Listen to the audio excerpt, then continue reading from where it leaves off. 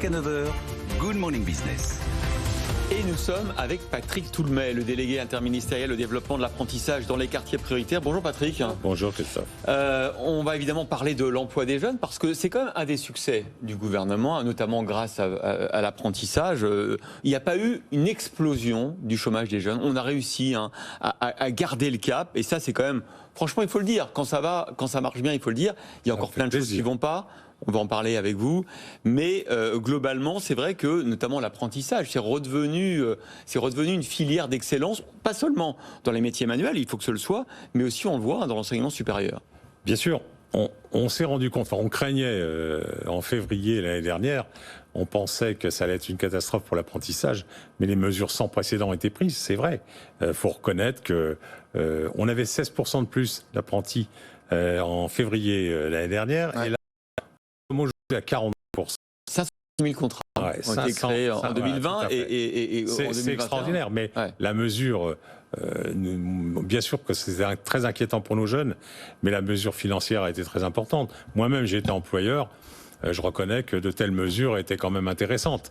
J'aurais bien aimé avoir les 5 000 pour les moins de 18 et les 8 000 pour les plus de 18 ans. Les choses intéressantes, la prime de 4 000 pour les personnes en situation de handicap. Donc ça faisait quand même 12 000 euros sur une année civile, 1 000 euros par mois. C'était quand même très intéressant. Emmanuel Macron continue à se pencher sur la jeunesse. Il a annoncé ce revenu d'engagement pour les jeunes sans emploi ou en formation.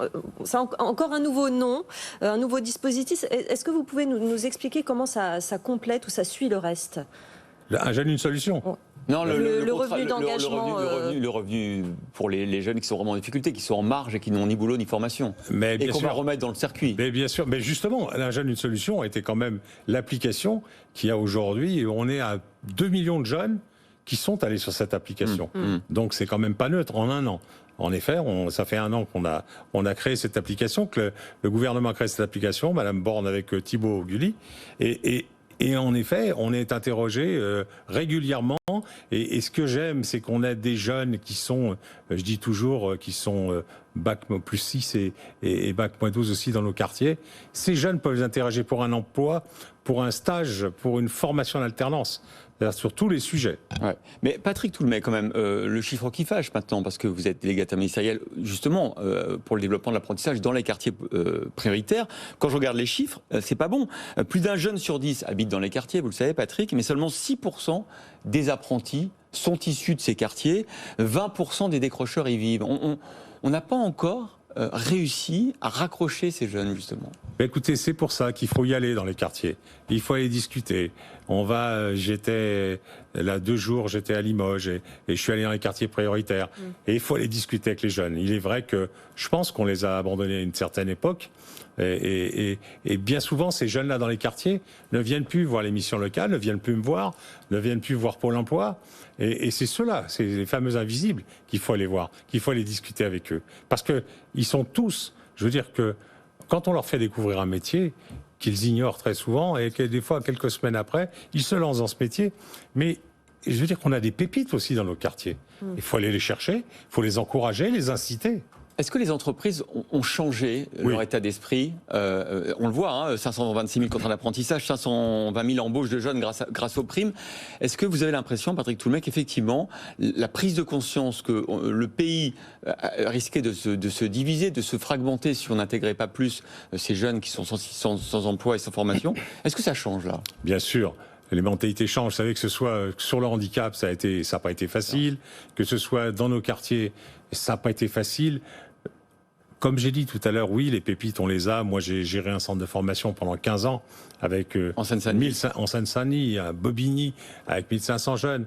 Des fois, je dis toujours, sans ironie, mais même avec un bac moins 12, j'ai réussi à avoir des jeunes qui sont devenus chefs d'entreprise et qui ont été, bien sûr, embauchés avec des maîtres d'apprentissage sans hésitation.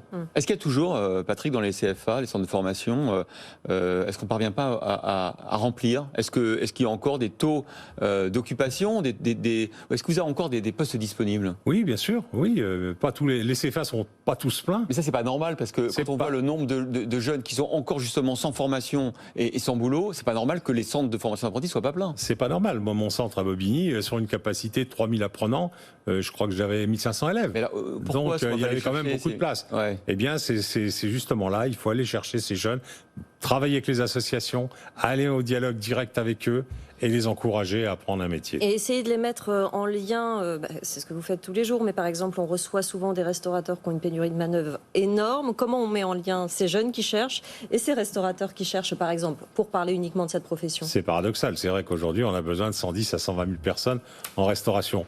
Et encore d'autres métiers. Les boulangers ont besoin de 7 000 jeunes. On les a pas. Donc c'est vrai que c'est quand même dommage et très triste parce que quand on sait qu'on a des jeunes à côté de ça qui cherchent des emplois, il faut maintenant faire la corrélation entre les deux. Oui. Et c'est donc aller les chercher. Moi je dis qu'on va pas assez dans les quartiers. Moi j'y vais, pas toujours simple, mais il faut y aller, il faut discuter avec eux. Et pourquoi ils n'ont pas envie d'aller dans les centres de formation d'apprentissage? Parce que je pense que à une époque où on a un peu oublié les gens dans les quartiers. Et je le maintiens, et j'en suis moi-même.